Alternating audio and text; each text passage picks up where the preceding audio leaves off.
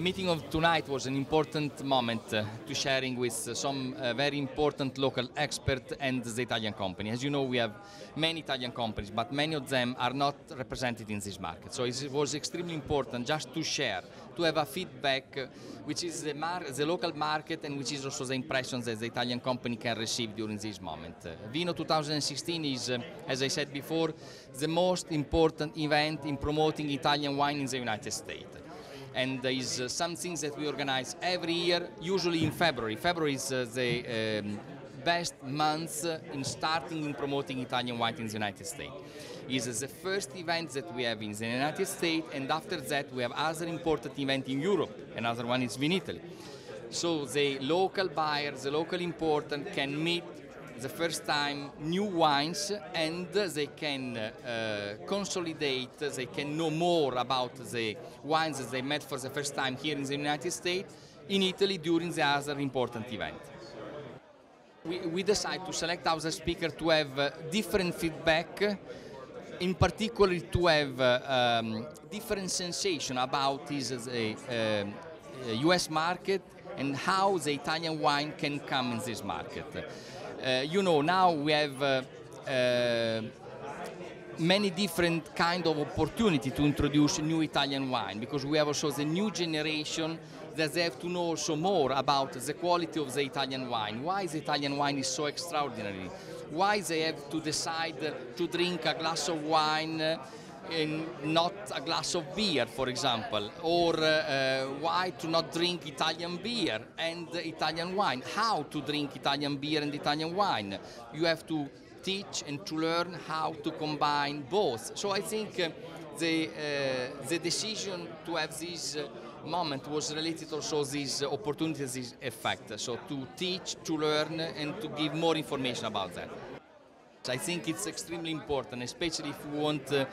What we have to insist in promoting is also to do more educational, to inform also the consumer, to inform about the high value can have, what you have inside of a glass of wine. It's not only wine, but it's tradition, it's territory, it's love, it's a lot of things mixed together. I started South Italy Imports, as I mentioned in the speech, in 2001, primarily for food. I imported foods from Italy. I just never changed the name, even though we import wines from all over. It was just easier to keep the name South Italy Imports, but we bring in wines from Piemonte, Veneto, Emilia-Romagna, etc., etc. But I started the model to import olive oil and tomatoes from Puglia, and then I expanded from there. I had a connection, a business connection in New York, that called me one day and said, Bill, I have an opportunity with a winery in Puglia to import their wines and olive oil. And I said, sure. So that's the way it started. And then I changed the business model to include wines from all regions of Italy about 4 or 5 years later. I bought that partner out and took over 100% ownership. We have more wineries we import from in Puglia than any other region. We bring in, we have a producer from Lecce, in Salento, from Cantone di Castelforte in Manduria, Giuliani from south of Bari, and we're actually looking at one other one that I can't mention right now, but and we're very happy with all of them. They have wonderful wines, Primitivo Negro Amaro, Nero di Troia. We just love everything we get from Puglia. You spoke about the trends for this year, 2016. And what about Italian wine? Well, Italian wine is going to continue on the upward trend that we've seen it. I mean, the U.S. is likely to actually come back a little bit and lower for domestic wine consumption, but it's projected that imported wine, including Italian wine, is likely to increase maybe 3%.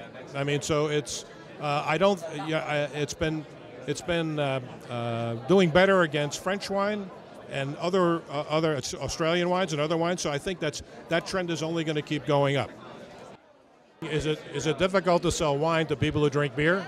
Yeah, I don't think so, because as I said, a huge amount of American consumers love craft beer. And craft beer they love because it's very authentic, right? It's the real thing from small producers. Italian wine is the same thing. I mean, it's an authentic product from small producers. So I think that it's easy to shift people from drinking beer to drinking Italian wine because you sell it the same way. Young people are not going to drink the beer, the wine that their fathers and their mothers drank, right? They're going to want to discover a new product, a new wine. The millennials are very fickle. They don't stick with any one product. So even though they might be drinking beer today, they're going to switch to something else, spirits or even wine. So I think once they discover wine, and look, they're going to want to travel too, right? So Italy's got a great destination. They can find the wine here and then go and discover it in Italy. In the United States, there is a $3 billion market for wines that are sold directly to consumers all around the country, including in the state of New York. Conversely, for imported products such as Italian wines, they don't have the same market access that domestic wineries have to consumers. There's only 11 states, for example, that an imported product can be sold legally in the U.S. versus 45 states that a domestic wine can be sold to consumers. So you may have heard of the trade pact that the United States and the EU are negotiating.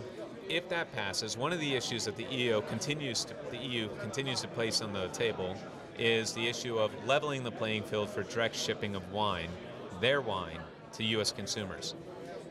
If this were to change in the U.S., it would be an incredible opportunity for foreign producers, particularly smaller producers that have a difficulty finding distribution partners in the U.S. Instead, they'd be able to tap into and leverage the consumer relationships that they already have been developing for decades to U.S. consumers.